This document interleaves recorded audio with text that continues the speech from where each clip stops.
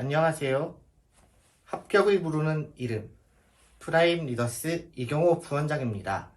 논술 합격 꿀팁 이제 저와 함께 알아보겠습니다. 아주대학교 합격 꿀팁 프라임 리더스 이경호 부원장이 알려드립니다. 아주대학교는 총 4개 문항이 출제됩니다. 서로 다른 2개의 주제에 대해서 2개의 소문항으로 구성된 2개의 문항 세트가 출제되고 있습니다. 그런데 최근 2023학년도부터 각 문항별 글자 수가 크게 변화했습니다. 그렇기 때문에 이를 유념하고 2024학년도 모의논술이나 혹은 기출문제를 풀어보고 연습하는 것이 중요하겠습니다. 1번 문항 세트는 대체로 1-1번 문제에서 비교 분석을 요구하는 400자 안팎의 문제가 출제되어 왔습니다. 이는 과거 2022학년도 이전 문제와 큰 차이가 없는 출제 경향입니다.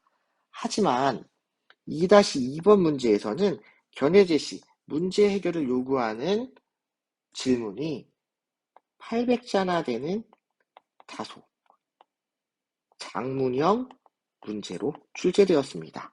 그렇기 때문에 작년부터 변화한 문항별 글자 안배가 질문에 어떤 식의 영향을 미쳤는지, 즉 내가 각 제시문을 정리하고 활용하는 데 있어서 얼만큼의 분량을 안배해야 되는지에 많은 변화를 주었기 때문에 이를 고민하면서 문제를 풀어보아야겠습니다.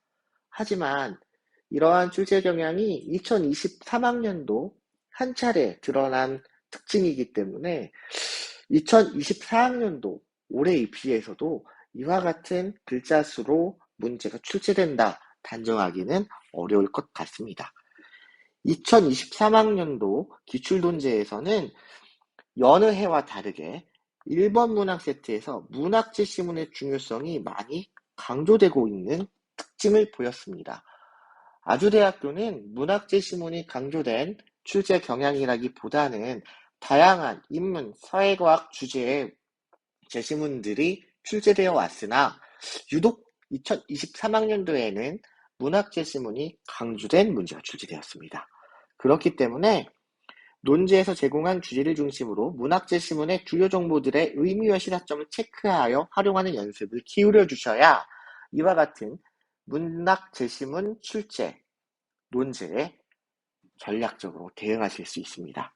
뿐만 아니라 구체적인 키워드가 주제에 대한 의미, 시사점을 어떤 식으로 갖고 있는지 하나하나 대응시켜 답안을 작성하신다면 특히 장문형으로 구성된 2번 문항을 푸시는데 큰 도움이 될 수 있을 거라 생각합니다. 다음으로 2번 문항 세트를 살펴보도록 하겠습니다. 2-2번 문제는 통상 자료 해석 유형이 출제되어 왔습니다. 하나 또는 두세 개의 도표, 그래프를 제시하고 이를 문제풀이에 활용하는 출제 경향을 보여온 것이 아주대학교의 특징이었는데요. 최근 2년간 출제된 논제에는 자료가 출제되지 않았습니다. 그렇기 때문에 자료 해석이 2024학년도에 포함된다, 포함되지 않는다 단정하기는 어렵지만 아무래도 자료 해석에 대한 준비를 해 두시는 것이 수험생 여러분들의 합격 가능성을 높이는데 도움이 되지 않을까 생각합니다. 문제의 요구가 굉장히 구체적인 질문이 제공되는데요. 뚜렷하게 정해진 출제 경향, 일관된 출제 경향은 없다고 볼 수 있습니다. 비문학 제시문으로 구성된 문제가 출제되고요. 전통적으로 자료가 포함되어 있었으나 최근에는 정치와 법, 경제와 관련된 제시문으로 구성된 자료 없는 질문이 출제되고 있습니다. 따라서 여타 대학의 기출 주제의 범위를 벗어나지 않기 때문에 아주대학교 2번 문제를 해결하는 데 있어서 다른 여러 대학들의 문제를 두루 공부해 보시는 것이 많은 도움이 될 것이라 생각합니다. 동국대학교, 홍익대학교, 세종대, 광운대, 경기대학교처럼 특별하게 정해진 유형 없이 지시문들을 여러모로 다양한 질문들을 종합하여 활용하는 논술 문제, 이와 같은 출제 경향을 가지고 있는 대학들의 문제를 풀어보시는 것이 많은 도움을 줄 수 있을 것입니다.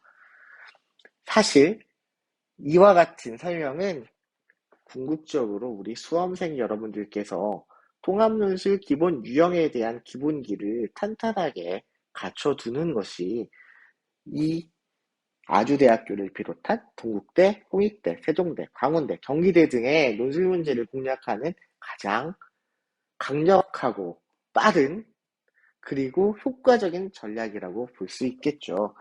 아주대학교는 2023학년도 기출문제 400자, 800자 조합으로 이루어진 두 개의 세트를 풀어야 되는 문제로 다소 문제의 출제 방식이 변화했습니다. 그렇기 때문에 이번 문제는 800자 긴 장문형 문제고 1번 문제는 400자 짧은 단문형 문제입니다.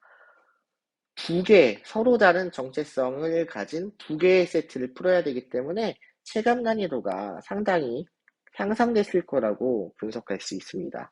그렇기 때문에 수험생 여러분들께서는 단문형 문제만 공략하지 마시고 단문의 문제를 두루두루 연습하시는 전략이 필요하겠습니다.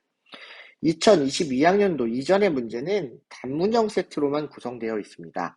그렇기 때문에 이전 기출문제를 풀기보다는 홍익대학교, 세종대학교, 광운대학교, 경기대학교처럼 800자 안팎 장문형 답안을 요구하는 문제들을 살펴본다면 나름대로 최근 출제 경향을 효과적으로 대비하실 수 있을 겁니다. 이상으로 프라임 리더스 이경호 부원장과 함께 아주대학교 합격 꿀팁을 알아보았습니다. 감사합니다. 자, 다음번엔 어떤 대학의 꿀팁이 기다리고 있을까요? 기대해주세요.